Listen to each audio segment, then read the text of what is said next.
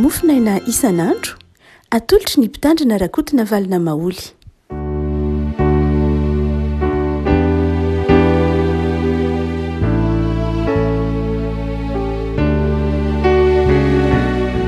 Fanarabantsika ary avako malala tratra ity sabotsy fa eniny volana janoary ity ny bokin'ny asan'ny apôstôly toko favalo, asan'ny apôstôly toko favalo andininy voalohany ka hatramin'ny andininy favalo no zara mofinaina ho antsika ry havako anaran'i Jesosy. Ary Saoly mba nankasitraka ny nanona azy koa. Ary tamin'izany andro zany dia nisy fanenjehana mafy tamin'ny fiangonana tany Jerosalema ka dia niely teny amin'ny tany Jodia sy Samaria izy rehetra afa-tsy ny apôstôly ihany. Ary mpivavaka tsara no nandevina ny Stefana sady ny Saonasy fatratra.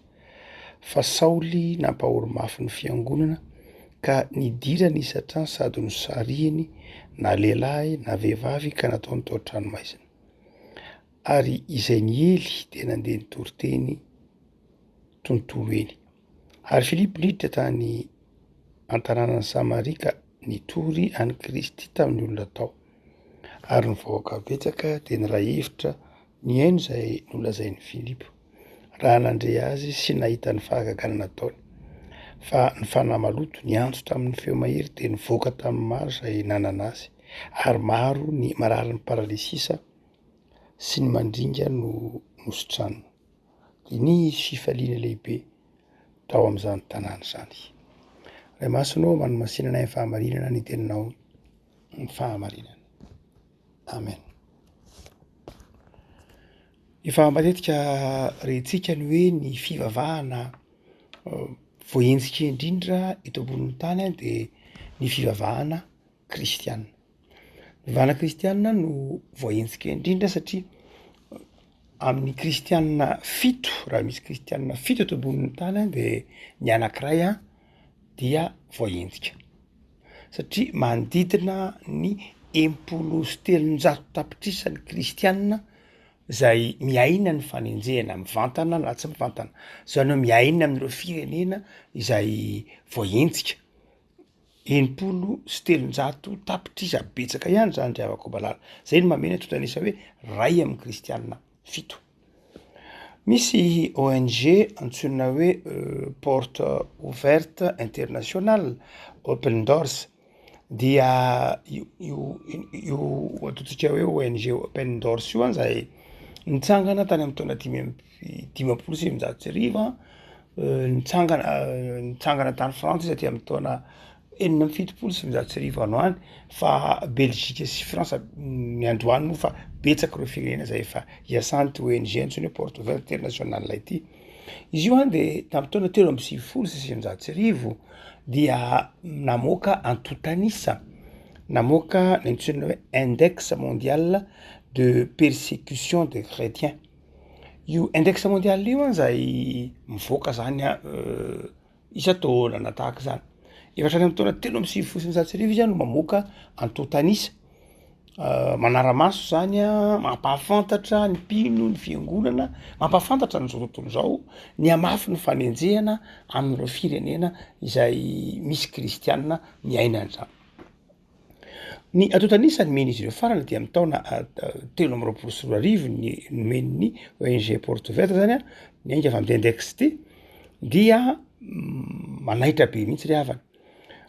Raha ny amin'ny andeha hoe taona 1970 dia 70 any ny firenena izay ahitana kristiana voahenjika. Aty amin'ny taona 2024 dia 970 ny firenena izay misy kristiana voahenjika. Mitombo zany. Saika nitombo avy roeny tao anatin'ny 30 taona fotsiny. Dia fampirehetretana ny kristiana zany.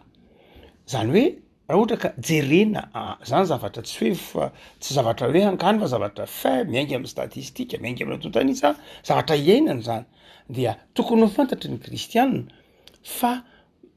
mitombo miamitombo foana mitombo miamitombo mandrakariva ny fanenjehana ny mpino eto ambonin'ny tany tsika moa eto Madagasikara miaina amina firenena hoe kristiana na maro anisany kristiana de mbola mety tsy de tena taitra am'izany loatra fa misy ireo firenena maro ao anatin'ireny Soudan, Inde, Irak, Nigeria, Iran, Indonésie, Chine, Afghanistan, Bangladesh, Malaisie, Cuba, sy ny sisa be de be izy ireo zay ny akamarony de tany silamo fa tsy tany silamo ihany Chine tsy tany silamo fa any Chine de be ny voahenjika Cuba koa ohatra tak'izany ihany Bangladesh tsy ohatr'izany ihany koa fa tsy any amin'ny tany silamo ihany Nigeria tany silamo amin'ny firenena mafy indrindra ny fanenjehana ny tena mafy indrindra de any Korea Avaratra raha atao zany antotanisa ny amafina dia any Korea Avaratra ny mafy indrindra ny fanenjehana vavahana kristiana de aorianan'izay ny Somalia ny Somalie Afrika Atsinanana dia avy eo Yemen ity mofona interprétaratsika ity mantsy dia miresaka ny fanenjehana ny fivavahana kristiana zay Saul moa tam'izany fotoana zany no nitarika an'io fanenjehana io raha manao tompo maso kely tsika manao hoe ny ONG Porte Ouverte dia namoaka totanisa hoe tamy taona 2023 zay farana teo zany dia mahatratra 1,500 ny kristianina novonoina noho ny finoana teto ambonin'ny tany be de be zany riavako 1,500 zany hoe 5,10 isan'andro tamy taona lasa zany 5,10 isan'andro isaky ny mihiratra anankiray de nisy kristianina 5,10 novonoina noho ny finoany be de be zany ny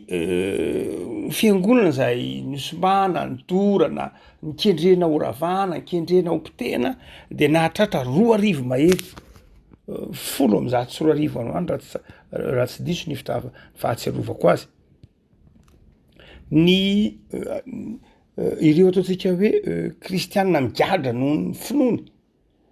atsika miresaka zao dia manodidididina ny 2,700 ary ny atsasany de any ny atsasany latsaka ny 5,700 de any Chine ny atsasaky ny kristianina ny atsasaky ny fiangonana zay simba na ataotsika hoe ciblé na tiana ho araha maso na pitena na tak'izany ny atsasany de any Chine aza tonoina fa any Chine de isan'ny miaritra mafy mihitsy ny kristianina vitsy anisany raha mitaha amin'ny isam-ponina de vitsy ny kristianina any Chine raha amin'ny lafiny hoe proportion zany fa anapitrisany ny isan'ny kristianina any Chine satria mahatratra miliara ny isan'ny mponina any Chine mahatratra 5,000 mahery 5,10 sy 900 ny kristianina kidinapena hatratra ny takalonaina ny 4,000 mahery am'ireo de any Nigeria fantatsika ny olana amin'ny raharahan'ny Boko Haram tamin'iny faritra Nigeria tsy amin'iny ihany fa niditra taty amin'ny faritra Afrique subsaharienne koa moa zany zany totan'ity zany de afaka malala de noentina nilazana amitsika fa betsaka ireo kristianina mandalo fanenjehana ary dia tsy hoe tamin'ny andro ny testamenta vao fiandohan'ny testamenta vaovao tamin'ny andro ny fiangona voalohany fa telonjato taona voalohany tahak'izany ihany fa mandraka kehitriny de betsaka reo mangiry firava fananana mihery mitondra ny mafy noho ny fanenjehana satria mino an' Jesosy izy satria mino an' Kristy izy raha toa ka jerena hoe ahoana ny endriky isehoany lay fanenjehana vanim-potoana ankehitriny dia amin'ny fanasokajiny nataony ty ONG Porte Ouverte ity dia miseho amin'ny endrika anankiroa ny ataony voalohany de natsoina hoe persécution marteau ny antsoina hoe persécution marteau marteau zany le fikapohan-javatra iny de zao fanenjehina miatraiky amanaina miatraiky amin'ny vatana miatraiky amin'ny nofo ny fangiry firina ny fanagadrana faharavampananana zay le ataony hoe persécution marteau fa misy kosa ny ataony hoe persécution étau ny antsoina hoe persécution to de ny hoe lay pression zany ianao vao avaka vo ilika eo amy fiarahamonina tsy mena asa tsy manana zo ivavaka misy esoina zay le persécution eto iainan'ny kristianina maro zany driavako mamaky ity asan'ny apôstôly toko fahavalo toy isika zay ny atotanisa iainana ankehitriny inona no tokony ho toetratsika kristianina manoloana ireo kristianina empolo sy telonjato tapitrisa miaina ny fanenjehana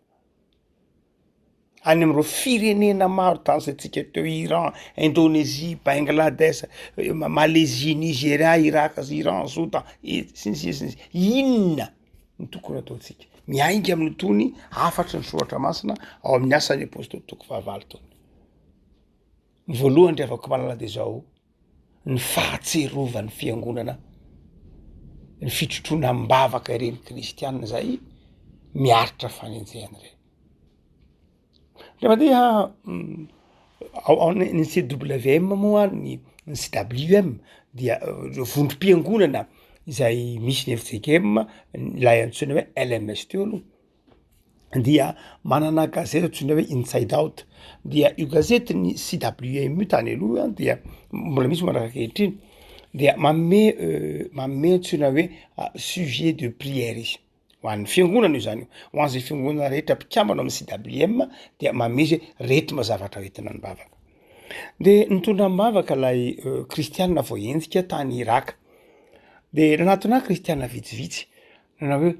pastera ny eto amitsika range tsy araka ve de ahoana moa no itototsika mbavaka firenena lavitra be tsy fantatra Iraka, Bangladesh eny ndraindray tsika mieritreritra hoe aiza ny afantaran'ny mpino zany any Iran, aiza ny afantaran'ny mpino zany any Iraka tsy ry avako malala mila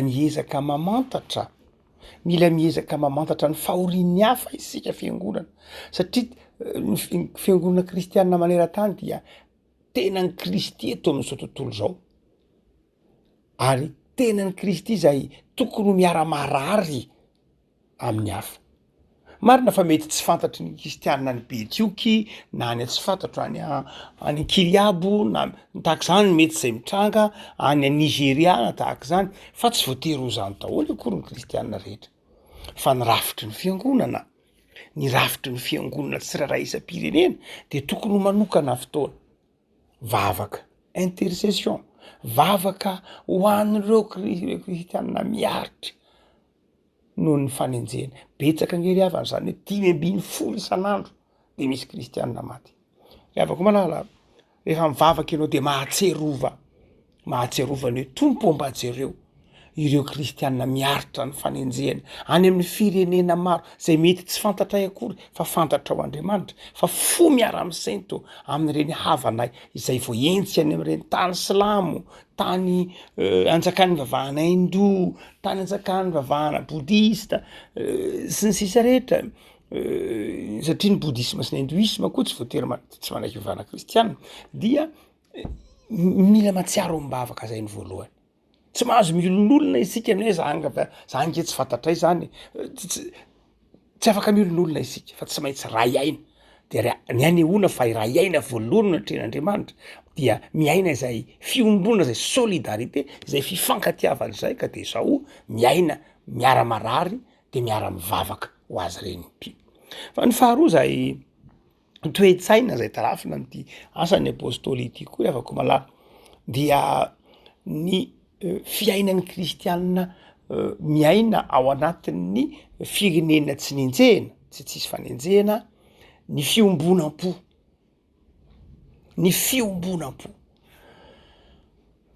ny ataontsika hoe ny porte ouverte internationale zany am dia io zany tsika hoe fikambanana io maro izy fa anankiray io ihany no resahako aminareo eto fa maro ny fikambanana zay miresaka na miady na manazava momba ny fanoherana ny fanenjehana vana kristianina fa izy reny de mivoy ny fifankatiavany mpino tsy manavaka fo raha mitentsika hoe 10 sy 300 tapitrisa kristianina voentsika anatidomin'ny fanenjena amina firenena enina am'y fitopolo de izao misy amin'izy ireo katolika, misy amin'izy ireo protestanta, misy amin'izy ireo orthodoxe tak'izay mitranga ny orthodoxe copte ny Egypta, dia misy amin'izy ireny mety anglikana sy ny sisa. Zany hoe lay fanenjehana dia miatraika amin'ny kristianina rehetra fa tsy hoe ianareo ve katolika de tsy enjehana sa anareo protestanta de enjehana sa ahoana fa rehefa kristianina de miatra le fanenjehana. Dia inona ny tokony ho toe-bontsika faharoa tsika mivavaka fa ny faharoa de zao tokony manararoatra isika, manararoatra ny kristianina isam-pirenena any am'ireo faritra mbola tsisy fanenjehana, mifandray, mifanaja, tsy mifanaratsy, tsy mifanameloka. Indraindray hitanao any amin'ny firenena maro de mahita kristianina mifanenjika, fiangonana mifanaratsy. Na eto Madagasikara range de hitanao zany nge zany eto Madagasikara hoe misy fiangonana manaratsy ny fiangonana hafa satria ny taonany hafa andeha ho any aminy lasa indraindray te kristianina efa any amin'ny fiangonana anankiray hafa de aratsiana lay fiangonana anankiray mba hahatonga an'lay kristianina hivoaka ao anatin'ny fiangonana io ho any aminao. Zany ange tsy fanahy kristianina mihitsy ny hoe ry fiangonana efa misy mandroso de zao aratsiko hijereko ny fahalemeny iny fiangonana iny aiza moa ry afaka malala nisy fiangonana tsisy fahalemena, aiza olombelona ny ao anatiny io, na ny fiangonana atao Jerosalema ara-nkendanana an'zany fahalemena zany, na ny fiangonana atao Korinto hitantsika ny taratasy lavabe ny Korintianina, ny fiangonana atao Galatia hitantsika ny tenin'ny Paoly ry Galatianina adala, hitantsika ny taratasy nosoratan'ny Paoly an'ny Romanina, hitantsika ny taratasy nosoratan'ny Paoly an'ny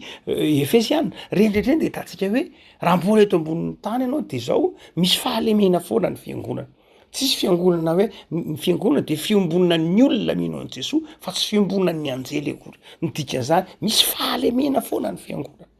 Zay mahafiangonana fiangonana eto ambonin'ny tany izy. Fa tsy hoe iny fahalemena iny no araraotiny sasany mba isokirana na hitarihina ny hafa hivoaka ao anatin'ilay fiangonana. Tsy fahendrena mihitsy zany. Tsy fanahy ny filazantsara mihitsy koa aza. Ny kristianina tsy mitoro ny fahalemen'ny fiangonana mba hahatonga ny olona hanaraka anao fa mitoro ny filazantsara. Ny fiangonana natao hitoro ny filazantsara fa tsy natao hitoro ny fahalemen'ny fiangonana na ny fahalemen'ny hafa, tsy filazantsara. Ny filazantsara tsy fitanisanany tsy mety ataon'ny olona, tsy fitanisanany tsy mety ataon'ny fiangonana, tsy fitanisana ny olam-piarahamonina na ny toetra ny mpiangona, tsy zany antsony hoe filazantsara. Tsy hoe mahita fiangonana misy tsy mety renanina re de ino no torianao ny toetran'lay mpiangonanao na ny toetran'lay mpitondra fivavahanao, ino no torinana, ino no resahana, tsy filazantsara, tsy fanahy ny filazantsara mihitsy zany. Fa ny fiangonana de natao hitory ny filazantsara, ny mitory an' Jesosy velona, mitory an' Jesosy nandresy ny fahafatesana.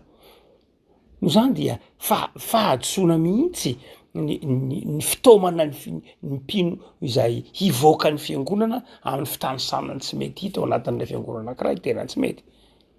Afaka malala hotsika manao hoe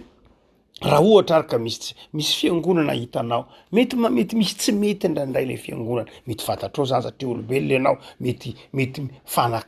mifanakaiky eo le fiangonana. Ataovy ndray katolika, ndray protestanta, na ndray luterana, ndray anglikana, mifanakaiky eo mpianakaviana anankiray, mety misy mpiavana mihitsy ara. Dia tsy fahendrena ny manaratsy zay mety ho fantatrao anatin'ilay fiangonana. Tsy hitanao masina antsoina hoe mahazo an'izany fanenjehina any Nigeria, na mahazo an'ireo kristianina ny Bangladesh, na mahazo ny kristianina ny Somalia. Fa dorana, potehina ala am'izay fotoana tsy misy ina izy, tsy misy fiangonana izy la fiangonana tonga de rehefa kristianina fotsiny. Ianao zao hoe tomanana misaotra an'Andriamanitra eto Madagasikara fa afaka mandeha mivavaka kalalahana be dehibe farany teo ny antotanisa, be dehibe mihitsy ny kristiana fiangonana ny dorana no tsy afaka mivavaka tamin'ny krismasy, be dehibe teto ambonin'ny tany. Ianao afaka nirandry avy armino tao an-tsahan'ny Betlehema, afaka nanarika azo krismasy, fifaliana lehibe ho anao zany. Fa any izy olona tsy afaka nanao an'izany. Tokony inona ny tokony ho izy? Tokony mivaka ty ny kristiana. tsy tokony mifanaratsy tsy tokony na mitanao aza mifahalemen'le fiangonana mifanodibodindrina aminao de zao akofilamba izy e ny taona aza nahatakatra manao hoe ny adalan'ny hafa miezana fa nen'ny tena tafiana lamba aza makaiky tsara aza makay tsara mety zao ny anao ny hoe anka fiangonana ty milamina be ny tsy ny anay fiangonana tsy mba manao fanambarana ohatry zao ny anay ohatry zao zany izy zao fa tsy fantatreo zay mbola fizahany-toetra lalovana ny erinany afaka anjato taona afaka ronjato taona anjaranao ndray mety ho zahana toetra fa izao aza manentsika ny fiangonana zay mety mandalo fizahany-toetra aza manentsika ireo mpino zay ireo fiangonam-pino zay hitanao misy fahalemena fa zao mivavao azy ary mieza mifandray mieza misokatra amin'ny hafa zay ny faharoa zay ianarantsika mitomboka ny asan'ny apôstôly tony hotsika manao hoe manoloana ny fanenjena lalovanyireo impozy telonjato tapitrisa to amboniny tany de mianatra an'izay tsika eto Madagasikara ndao voizina ny ecumenisme voizina ny fifandraisany samy kristianina voizina ny fifandraisany samy mpino manomana ny mpino zany hoe zava-dehibe ny fikolona ny fifankatiavan'ny mpino ndray mandeha nisy fikambanana nisy anay tady fony tanora antsoina hoe FEAS ny FEAS dia fédération lehibe anankiray zay iombona ny mpianatra kristianina maneran-tany dia io FEAS io zay manana foibeterany any Genève dia mitaiza ny tanora zany mpianatra ny université indrindrindra dia misy fotoana misy eto Madagasikara rehefa eto Madagasikara de tsy FEAS ny famantarana azy fa mpikirimana mpianatra kristianina malagasy be de be ireo any amin'ny katolika izy de natao hoe tampikry any amin'ny katolika fa ataty amin'ny protestante izy de natao hoe mpikirimana mpianatra kristianina malagasy mouvement international izy io be de be reo ray aman-dreny efa tao anatin'ny pasteur Daniel Ralbert Razaka Bona Raingson Henri be de be reo olona efa nandao atsika zay nanorona nyty mpikrima ity de zay mo tao anatin'ny fikambanana de ndray mandeha namonjy fivirina iraisam-pirenena namonjy fivirina iraisam-pirenena tanora maromaro de ola tanora malagasy vitsivitsy zay solo tena tany dia ona loahevitra tam'izay fotoana zay dia momba ny fandripahalemana dia satria misy aty Afrika ola be de be misy tsy fandripahalemana anaty aty Afrika aza ohatra hoe na de Kenya azy ianao de misy foko miady rano ohatra de miteraka olana amin'ny fiarahamonina de thème lehibe ny dinina ny fandripahalemana de oy malagasy zay namonjy lay tanora efa somary efa lehibe moa ny tena tam'izany fa nitondra ny ankizy nitondra ny délégation de oy lay tanora zay ny Madagasikara tsy manana olana fandripahalemana loatra tsy de nanana olana fandripahalemana loatra tsy tahaka izay mety hita marina loatra tahaka ny fifanafiany samy foko any Cameroun tamin'ny fotoanandro ohatra na any Nigeria na taty Kenya ohatra hoe ny olany Masai sy ny sisa dia manazava teo zany de miaino ny olona nitranga ny raharaha aty aoriana tamin'ny taona roa sy roa arivo nisy olana ara-politika eto Madagasikara de nanoratra ireo tanora maromaro nanoratra taty amiko tam'izay fotoana zay reo tanora tany ivelany nanao hoe tsaroko ny tenin'ilay malagasy nanatrika an'ilay colloque hoe Madagasikara tsy mba manana olana raha fandripahalemana tsaroko ankehitriny hoe io fa tonga any aminareo lay volana tianytenena hoe aza mieritreritra hoe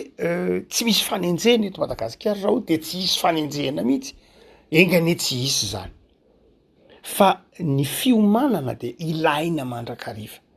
ny fiomanana sy ny fitezana de ilaina mandrakariva no zany de tokony ho voizina mandrakariva ny fifankatiavana ny fiombonan'ny mpino mba ahafahany miatrika ireny ataontsika hoe fanenjena na fampahirezana reo any ampitan-dranomasina miatrika an'izany fa ny fahatelo toe-po zay tokony ananantsika ry avako malala miatrika an'izy ity dia ny tsy fahanginana mandrakariva hitatsika Philippe eto anteny hoe de nandeha Philippe nidina tany an-tanàna Samaria zany hoe tsy hoe satria enjena ny fiangonana any Bangladesh na any Ethiopie na Ethiopie moa tsy zay loatra any Indonésie na tahaka izany dia mangina isika tsy ry havako tsy mahazo mangina fa ezao mafy ny fiantsonao fa zato malemy ary zay no mahatonga ampiasan'ny fiangonana ny tambajotra isan-karazany zany hoe fanararoatra na inona fanenjena de zao tsy mahazo manjina isika tsy maintsy miezaka mandrakariva mitory ny filazantsara mitory ny famindrampon'ny tompo ao am' Jesoa ny famelan-kelokatolony fa izao na inona mafy ny fanenjehana rehefa torino io filazantsara io de zao manamarina ny teniny foana ny tompo fa momba ny mpino izy ny andindra fitra manao hoe fanahy maloto de resy ny voaka tamin'ny olona maro ny marary ny paralysisa de sitrana ny olona miai ny filazantsara zany hoe na ao anatin'ny fanenjehana ary de zao tsy foana mihitsy ny asan'ny fanamasina zany de zao mampahery ireo kristianina ao anatin'ny fanenjehana tsika fa itsika tsy voahentsika kosa de zao aiza zao ny tsisy fanenjehana any Samaria de lasa makany Samaria i Filipo aiza ny tsisy fanenjehana de miasa mitory ny filazantsara tsy mahazo resy ny fanenjehana isika riavako malala Jesoa efa nanafatra an'io manao hoe raha voentsika amin'ny tanàna anankiray de mifindra amin'ny tanàna anankiray ary de atao zay ny tokony ho fomba fiasan'ny fiangonana izay tsy voentsika de miasa mafy manararoatra eto Madagasikara zao tsika mbola 10 isan-jaton'ny malagasy ny tsy kristiana miezaka mafy isika tieny zao am'izao fotoana zao tokony manana fandaharana azy manana tetika asa mazava manana projet tsy ny hoe fananganana trano fiangonana ihany ahoana ny tetika asa ahoana ny lamina atao mba hahatonga ny hoe atao anatin'ny 30 taona atao anatin'ny 50 taona 100 isan-jaton'ny kristianina malagasy mba malagasy ho tonga kristiana mba tsy hoe miavitsy isika ka mety miena ny kristianina malagasy nisany ka mety hanangasanga ny fanenjehana afaka 100 taona sanatriany izany fa ny farany revako malala de zao na inona de inona ny toe-panahy ny fifaliana na de eo aza ny amafy ny fanenjehana de zao momba ny mpanompony Andriamanitra ary de mampahery ireo kristiana zay tratra ny fanenjehana isika mety misy eto Madagasikara angamba mety misy vitsivitsy no ny anton-jahatra maro samihafa mety misy isa-paritra na isana ambanivohitra fa izao matokifa marina ny tenin'ny tompo hoe momba nanao mandrakariva ary na eo aza ny amafy ny fanenjehana de hoy ny teniny asan'ny apôstôly manao hoe de nisy fifaliana lehibe tao am'izany tanàna zany misy mandrakariva ny fifalian'ny mpino lay fifaliana ao anaty na eo aza lay persécution eto persécution marteau na eo ara lay fanenjehina maro samihafa mitranga na eo aza ny fahasarotany fitoriana ny filazantsara de zao tsapanao ny fifalian'ny mpino rehefa mifankaty rehefa torino ny filazantsara io rehefa eno ny filazantsara io de zao tsapanao ny fifaliana efa niaina an'izany ingeo re zokontsika teto Madagasikara raha salama martyr andeha ho vonoina de zao nihira manao hoe hitako ny lalatsara ka izorako hita n'lay fifaliana lavako malalo enganenao ana-paharetana amin'ny fanarahana ny tompo enganao olona iorina amin'ny finoana ivavaka sika tompo am'soranao zay nohony amin'ny fampahafantaranao anay fa indraindray ny fiainana kristianina andalovana fanenjehana sy fahasarotana ary de atao aminao zay atsiary fa fifaliana mandrakariva ny fanarahana anao indraindray ny fiainana kristianina halan'ny olona rehetra ianao efa nampahafantara anay Jesoa fa ianao de halan'izao tontolo zao kanefa ianao de momba anay mandrakariva vavak'izay tompo ho an'ireo kristianina mielipatrana any amin'ny firenena 7 eto ambonin'ny tany mandalo fanenjehana vavaka ho azy reny zay ampahirezo ny mpitarika ampahirezo ny isa-tokantrano jerevo ny famindramponao omeo fifaliana omeo faharoetana vavaka ho an'ireo fiangonana ho an'ireo kristianina rava fiangonana tratry ny herisetra tratry ny fakahalana no ny amin'ny finoana lavitra anay mety tsy tamasonay akory ary saingy hitanao Andriamanitra ampahirezo izy reny vavaka kosa tompo ho an'ny kristianina eto Madagasikara sotranao no ny amin'ny mbola fahalalana vavaka malalaka misotra no ny amin'ny fitiavanao anay mampahirezanay tompo mba hifankaty hanararoatra ny fotoana fahana miasa araka ny teninao manao mandehana de mbola manana ny mazava mampianaranay tompo mba hanararoatra ny fotoana omenao ny mazava omenao afahana miasa amin'ny fitorina ny filazantsara tsy dereo ny tokantrano Israely avy amin'izao taona vaovao zao ataovy ty filazantsara ataovy ty mizara ny vaovao mahafaly ataovy mahay manokana fotoana, ataovy mahay manokana fitaovana, ataovy mahay manokana heri-po sy fitiavana ho an'ny filazantsara amin'ity taona ity. De manjaka Jesoa amin'ny tokantrano tsirairay avy ianao am'izao taona vaovao zao mba ho feny fifaliana ny fiainana tsirairay avy. Amin'ny anaranao Jesoa. Amen.